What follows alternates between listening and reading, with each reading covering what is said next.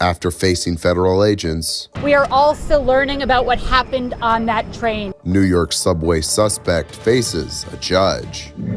Florida's 15-week abortion ban There you go. gets signed into law.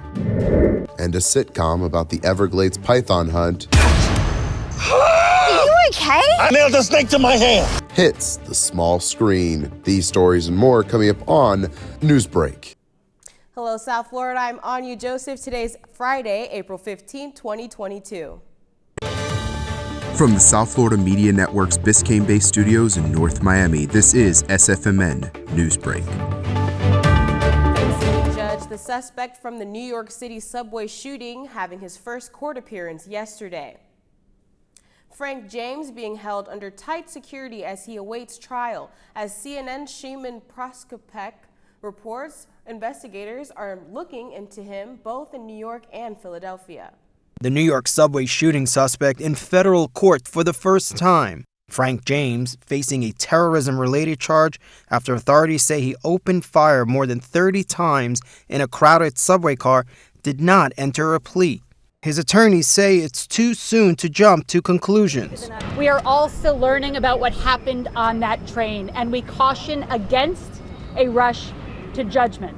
Making a case for James' actions just before his arrest. His lawyer says James called a tip line himself to report his location. Yesterday, Mr. James saw his photograph on the news. He called Crime Stoppers to help. He told them where he was. Initial press and police reports in cases like this one are often inaccurate. Mr. James is entitled to a fair trial, and we will ensure that he receives one. The 62-year-old James was taken into custody without incident. We have one male stopped in regards to the subway incident yesterday, St. Martin's, First Avenue. Caution, all Florida Central Parks in custody. Denied bond, federal prosecutors argued that James should stay behind bars pending trial, saying Tuesday's attack, where 10 people were shot and a dozen others were injured, was premeditated by James. Prosecutors detailed James's planning in a letter to the judge, saying, quote, the defendant came to Brooklyn prepared with all the weapons and tools he needed to carry out the mass attack, including a Glock pistol, gasoline, torch, and fireworks, making the case that James posed a danger to the community. That's the guy. That's what the police report said that he would look like. Before his arrest, New Yorkers on edge were on the lookout for James. One student on a photography field trip reported seeing him on Canal Street Wednesday morning. I was just looking for things to shoot on the street, graffiti, anything. And then I suddenly saw him. The motive in Tuesday's attack remains unknown. We need to see more mass shootings. As investigators continue to look through evidence, including James's social media rants, to determine if it may explain why he carried out the attack. Florida abortion laws changing drastically after Governor Ron DeSantis signed a new bill. It was yesterday in Kissimmee. The law will ban abortions after 15 weeks of pregnancy without any exceptions for human trafficking, incest, or rape. DeSantis said that the purpose of the bill is to defend those who cannot defend themselves. I will be signing House Bill 5, which protects the rights of unborn children starting at 15 weeks. Florida once allowed abortions through the second trimester, and abortion advocates say that this change, effective July 1st, will impact the entire state. Two of Washington's most influential women are getting their own statues on the grounds of the Capitol. Former Supreme Court Justices Ruth Bader Ginsburg and Sandra Day O'Connor will be memorialized in recognition of their service to the American people. O'Connor was the first woman to serve on the Supreme Court and made numerous influential decisions on social decisions. Ginsburg was known for her fierce dissents in key cases during her time on the High Court.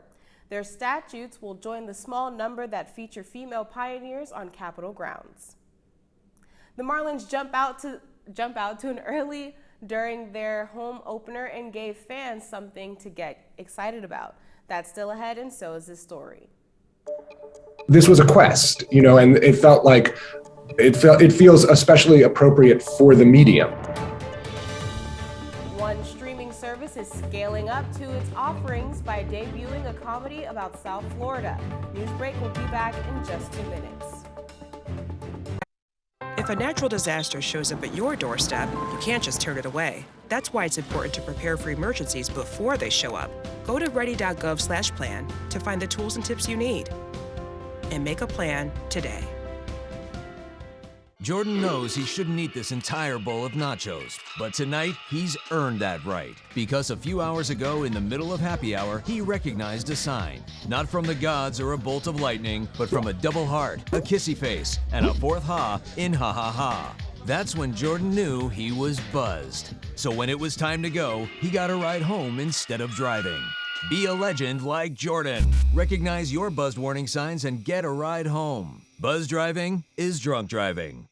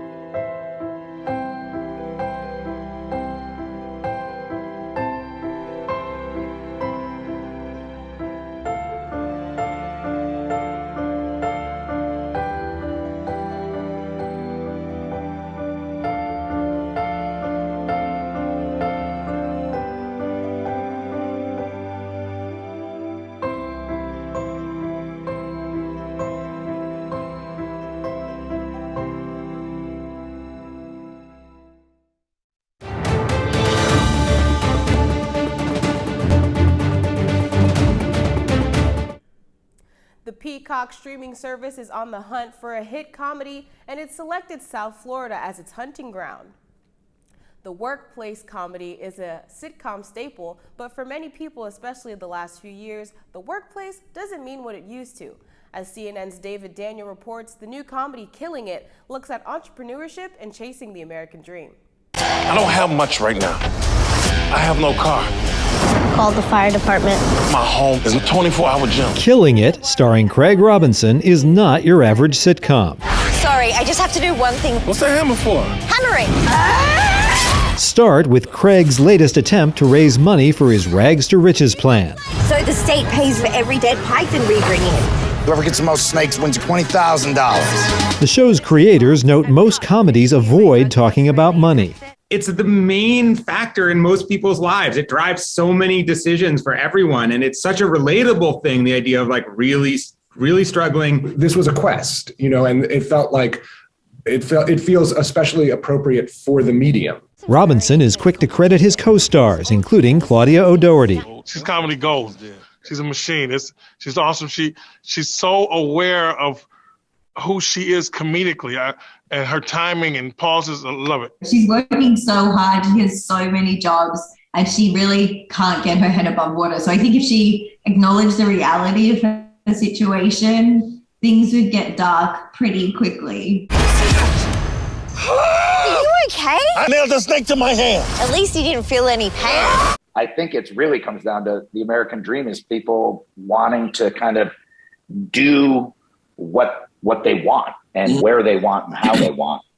And that's really what this show is about. Everyone's trying to get there. And every day I'm hustling.